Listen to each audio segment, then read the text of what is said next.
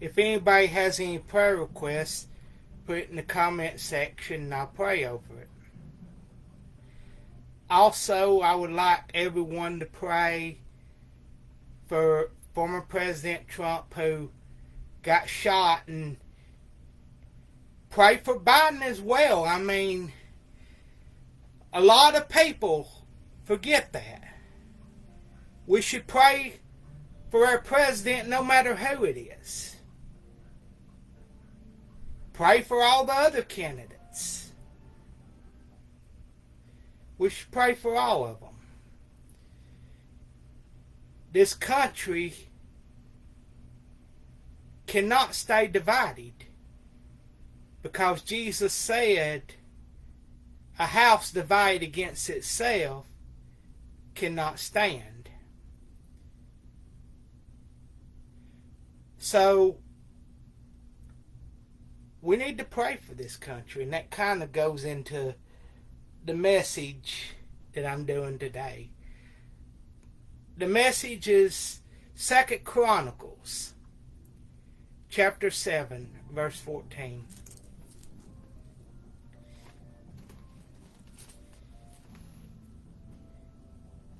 It says, "If my people, which are called by my name, shall humble themselves and pray and seek my face and turn from their wicked ways, then will I hear from heaven and will forgive their sin and will heal their land." And this land needs healing. It needs healing bad. I read somewhere there's a statistic out that within just a few years, only 1% of Americans will believe in God. This is not good news, because Proverbs chapter 14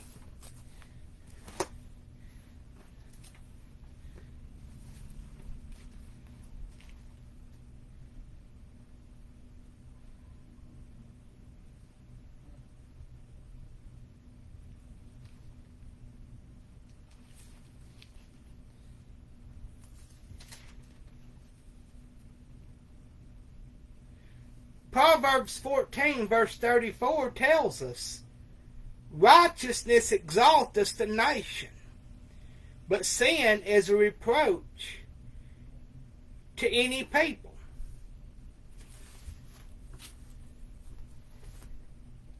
So,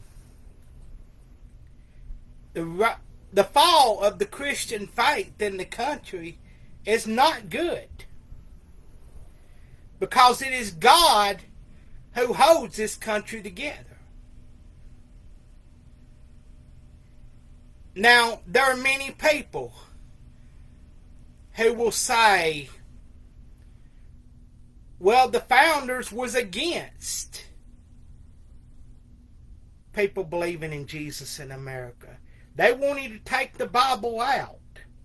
There's a lot of people that believe that. But this is simply not true. 4 times in the Declaration of Independence, it mentions God.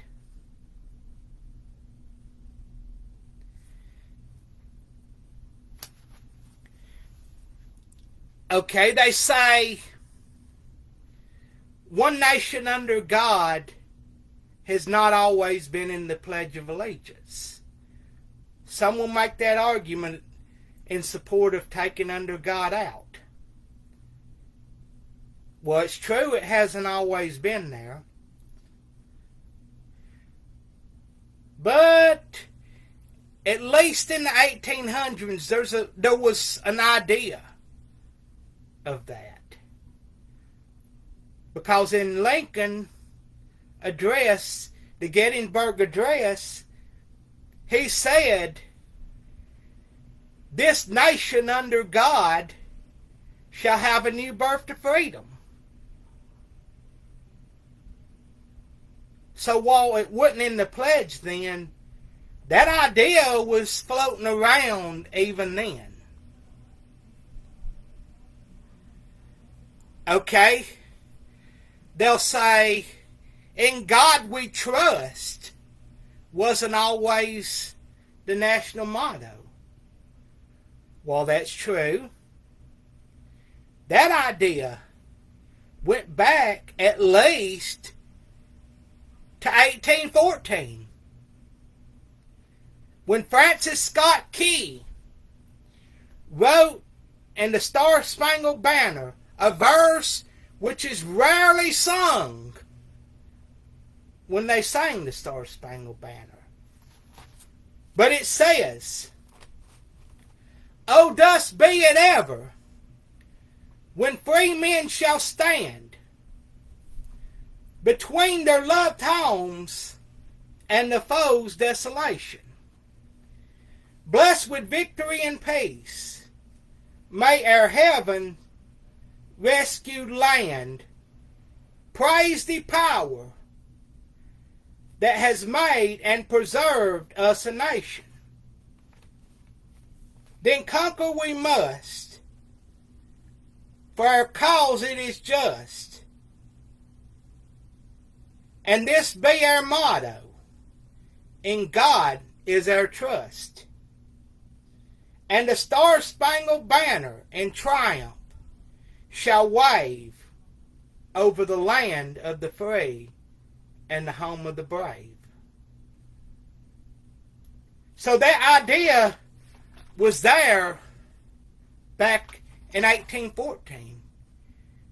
It wasn't just something that in the 1950s Dwight Eisenhower come up with. The idea was there long before then.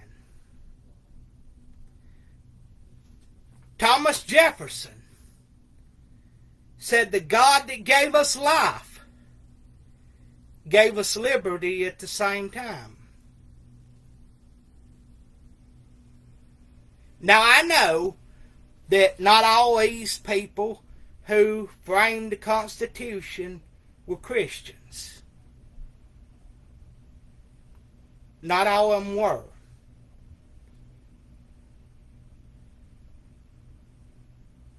But they did believe in creating a godly culture in America.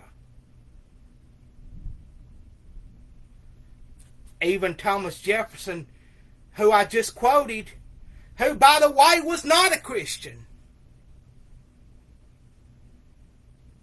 But he still understood that it is the hand of God that holds this country together.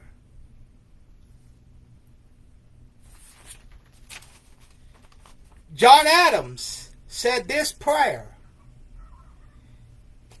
"And may that being who is supreme over all, the patron of order, the fountain of justice, and the protector of all ages of the world, a virtuous liberty, continue his blessing upon this nation and its government, and give it all possible success and duration consistent with the ends of his providency." John Jay, who was the first Chief Justice of the Supreme Court, said this: "Providence has given our people the choice of our rulers, and it is the duty as well as the privilege and interest of our Christian nation to select and prefer Christians as their rulers." Now, this was John Jay, the first Chief Justice of the Supreme Court. If it was unconstitutional, he certainly would have known it.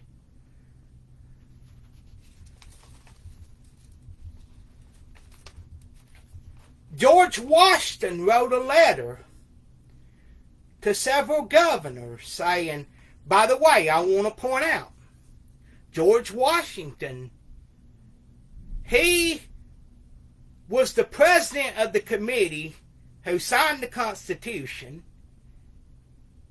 He was the first president of the United States, and he was the president when the Bill of Rights was written, including that First Amendment that they're trying to say intended to take God out. But here's what George Washington said in a letter to several governors. I now make it my earnest prayer that God would have you and the state over which you preside in his holy protection, that he would incline the hearts of the citizens to cultivate a spirit of subordination and obedience to government, to entertain a brotherly affection and love for one another,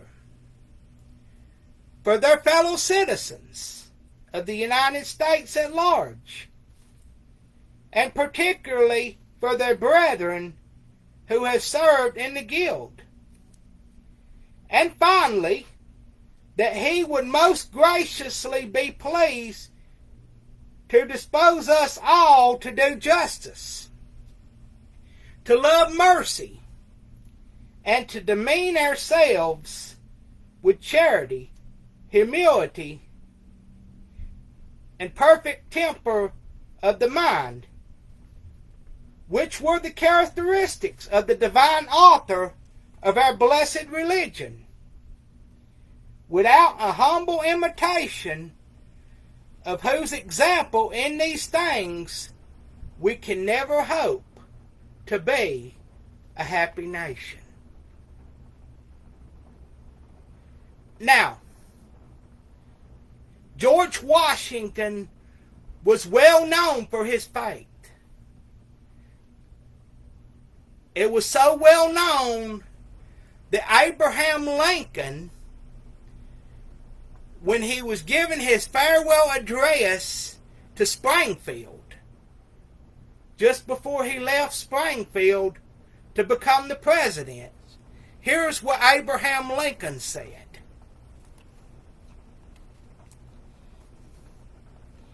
I now leave, not knowing when or whether ever I may return, with a task before me greater than that which rested upon Washington. Without the assistance of the divine being, whoever attended him, I cannot succeed. With that assistance, I cannot fail. Trusting in him who can go with me and go with you and be everywhere for good, let us confidently hope that all will be well.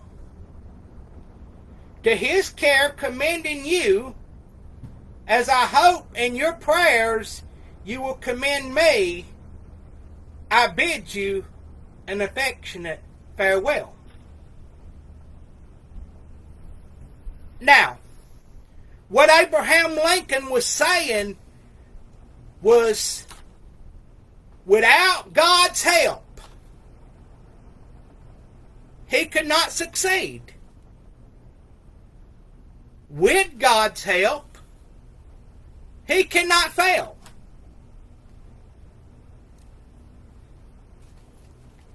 Ben Franklin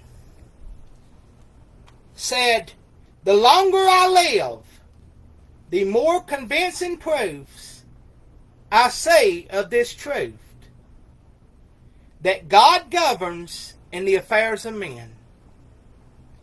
And if a sparrow cannot fall to the ground without his notice, is it probable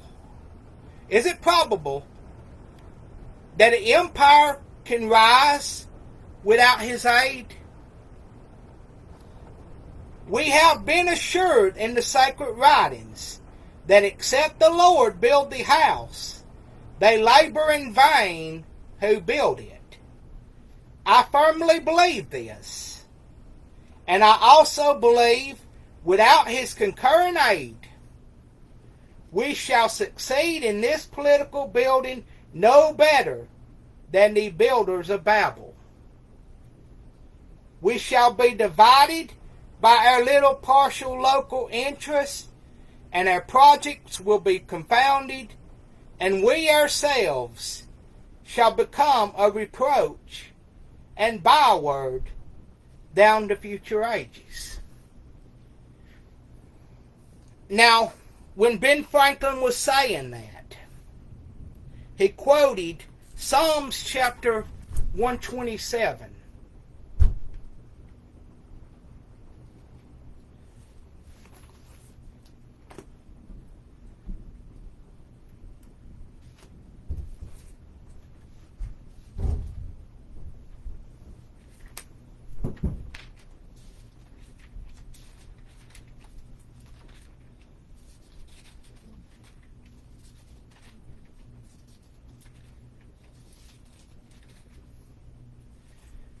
Psalms chapter 127 verse 1. Except the Lord build the house, they labor in vain that build it. Except the Lord keep the city, the watchman waketh, but in vain.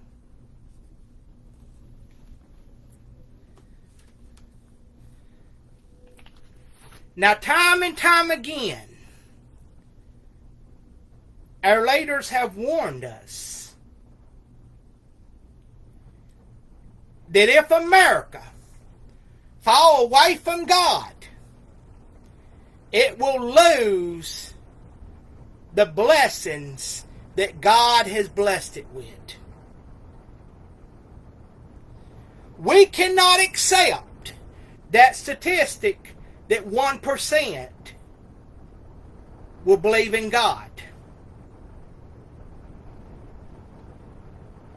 We must see to it that that does not happen. And there are ways we can do that. For one, like in Louisiana, they've passed the Ten Commandment law.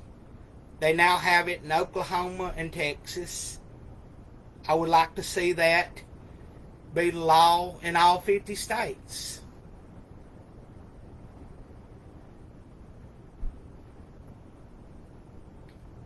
Another thing, we could petition the government to bring 10 Commandments back to courthouses and so forth. We should always protest to they're trying to remove under God from the pledge.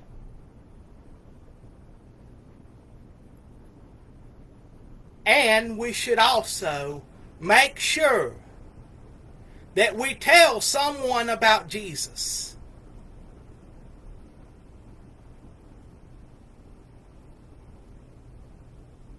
That statistic I told you, that's not written in stone.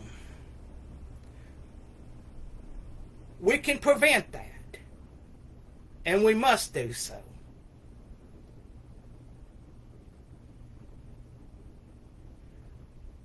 We must make sure also that we pray for America. Pray for revival. We need a revival bad.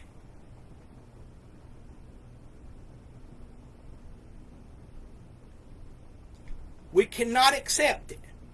We must prevent that 1%. It should never go down that low. Christianity should be on the rise.